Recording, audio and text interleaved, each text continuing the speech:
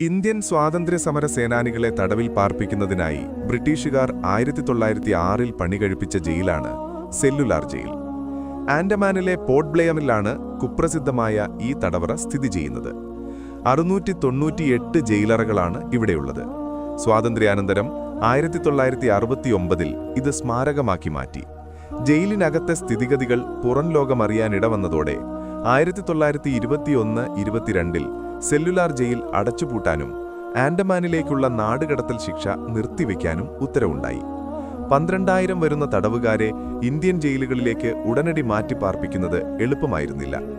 ഈ കാലതാമസം കാരണം സെല്ലുലാർ ജയിൽ പൂർണ്ണമായും അടച്ചുപൂട്ടുന്ന കാര്യം നീണ്ടുപോയി. ഒരു നിരീക്ഷണ ഗോപുരത്തിനെ കേന്ദ്രമാക്കി 7 കൈകളുള്ള സ്റ്റാർഫിഷിന്റെ ആകൃതിയിലായിരുന്നു 3 നിലകളുള്ള ജയിൽ. 7 വശങ്ങളിലും മുറികളുടെ എണ്ണം ഒരേ വിധത്തിലായിരുന്നില്ല. ഒന്നാമത്തേതിൽ 78, രണ്ടാമത്തേതിൽ 60, മൂന്നാമത്തേതിൽ 156, നാലാമത്തേതിലും അഞ്ചാമത്തേതിലും 105, ആറാമത്തേതിൽ 126, ഏഴാമത്തേതിൽ 63 എന്നിങ്ങനെയായിരുന്നു. ഓരോ മുറിക്കും 13.5 അടി നീളവും 7 അടി വീതിയുമാണുണ്ടായിരുന്നത്.